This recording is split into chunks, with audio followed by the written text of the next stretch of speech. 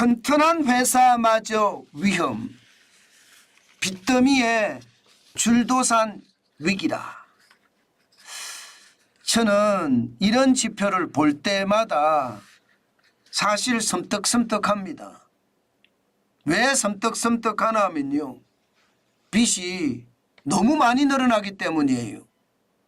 2018년 기업 부채가 1814조였거든요. 2023년 2734조입니다. 야, 5년 사이에 지금 50.7% 920조가 늘었다는 이야기인가요? 진짜 장난 아니죠. 예, 늘어나는 속도가 굉장히 빠릅니다. 이게 말입니다. 5년 동안 50.7%가 늘어났으니까 한 해 10%가량씩 늘어난다는 이야기잖아요. 기업을 하는 이유가 돈을 벌려고 하는 건데 오히려 부채가 계속 늘어난다는 것, 이것은 어떻게 생각하면 충격이다. 저는 그런 생각을 진짜 많이 합니다. 게다가 부채 비율도 말입니다. 지금 2017년 말만 하더라도 부채 비율이 92.5%였거든요. 그런데 2023년에는요 122.3%입니다. 122.3%. 뭐 100%가 넘은 건 사실 걱정해야 할 만한 일이기는 해요. 예, 그만큼 말입니다. 부채가 5년 사이에 아이고 엄청나게 늘었습니다. 여러분 보세요. 예, 코로나19를 기점으로 해서요 부채가 굉장히 많이 늘거든요. 지금 2018년 예, 전분기 대비해서 전년 대비해서 부채 비율이 6.8% 늘었습니다.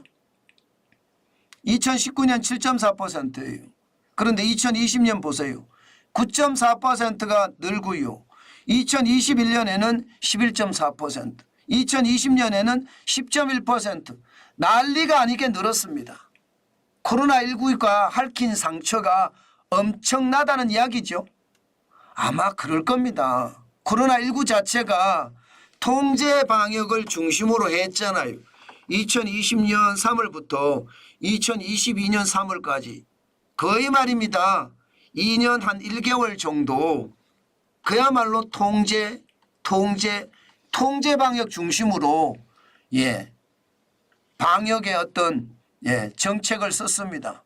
그러다 보니까 뭐 여러분 생각을 해보세요. 통제 방역을 한다는 게 밤 뭐 8시 넘어서는 식당 가지 마라, 문 닫아라. 밤 10시 넘어서는 장사하지 마라, 문 닫아라.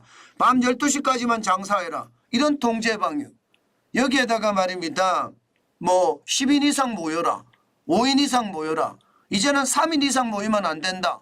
뭐 이렇게까지 이야기할 정도니까 기업들이 제대로 살아날 수가 없죠.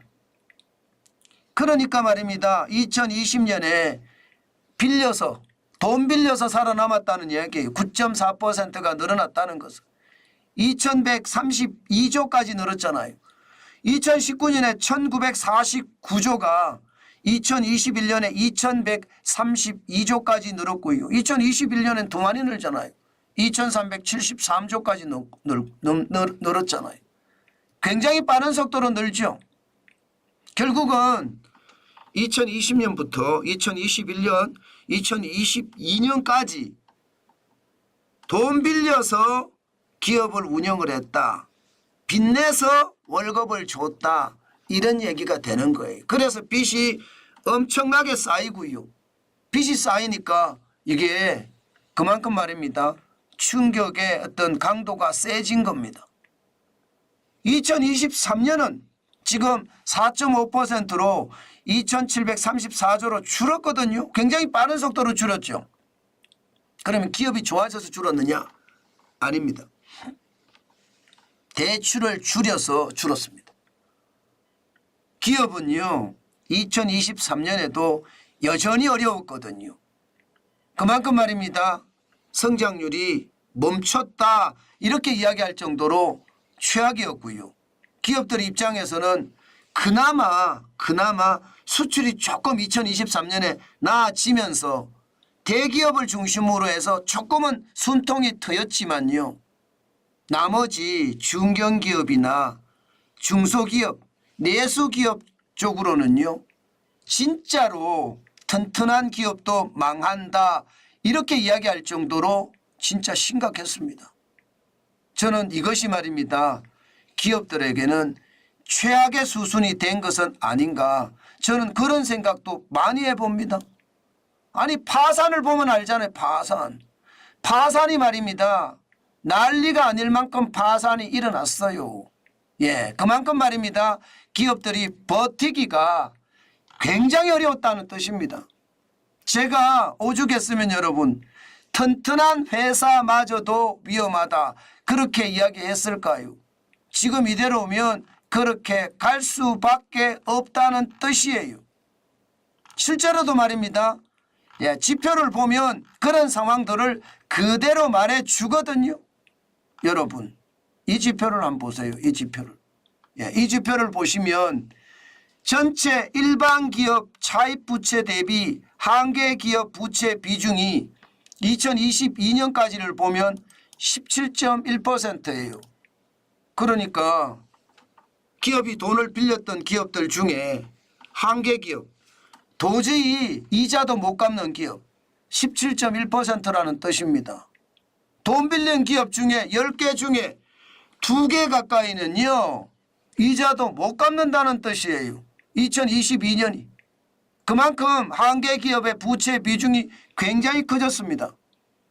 2019년만 하더라도 15%, 2020년에도 16%였거든요.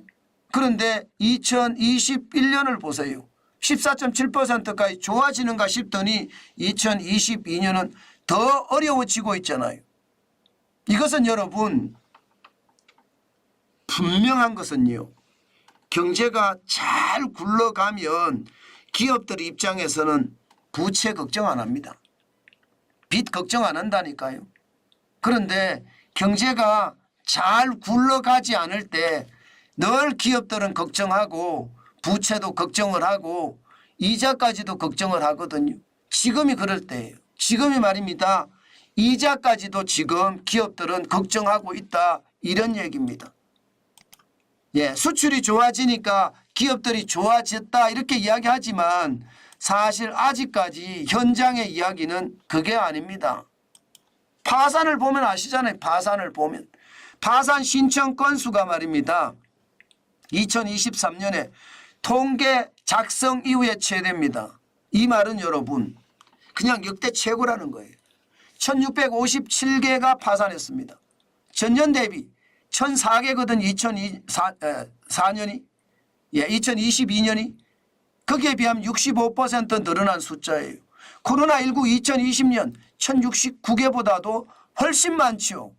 문제는 올해도 늘어납니다. 올해도. 2024년 1월에서 3월까지를 보면 439개입니다. 전년 동기 대비하면 326개에 비해서 34.6%가 늡니다. 그러면 올해도 지금 상황은 좋지 않다는 이야기죠. 네, 올해도 상황은 좋지 않다는 이야기입니다. 이 정도로 말입니다. 기업의 상황 열악하다. 제가 빚더미에 줄도산 위기다 그렇게 말씀을 드리는데 그 말이 틀린 말이 아니잖아요. 한계 기업이 17.1%까지 늘어나고요. 빚은 빚대로 5년 새에 50.7%가 늘어나면서 장사가 잘 되면 다행인데 장사가 안 되니까 파산 신청을 많이 한다는 뜻이고요. 이게 2023년이 최악이었다면 2024년도 지금은 최악을 달려가고 있습니다. 물론 경기가 좋아진다고 하니까 좋아질 수도 있겠지만요. 빚더미에 진짜 어려운 기업들 결국 이자도 못 내고 파산의 기로에 서 있는 중소기업들 진짜로 어렵다는 뜻이에요. 이대로라면요. 수출기업은 그나마 살아날 가능성이 높아지지만 내수기업은 점점 어려워지는 게 현실이 될 수도 있다. 저는 그 말씀 꼭 드리고 싶습니다. 상황이 좋지 않은 건 분명하잖아요. 그 정도로 말입니다. 지금 기업들의 경기, 현장 경기는 나쁘다 이렇게 이야기할 수 있습니다. 어떤 분들은 제가 자꾸 지어낸다고는 그런 생각을 하시는데 저는 절대로 지어내지 않습니다. 제가 지어낼 이유도 없고요. 가짜 뉴스를 만들 이유도 없습니다. 저도 투자를 하는 사람입니다. 투자를 하는 사람이 가짜 뉴스 만들어서 왜곡된 정보를 제가 여러분들에게 제공하겠습니까? 저는 그렇게 왜곡된 정보를 제공할 생각이 전혀 없습니다. 제대로 된 객관적인 지표를 가지고 아주 객관적으로 여러분에게 항상 설명을 드리고 있다는 것 다시 한번 여러분 강조해 드립니다.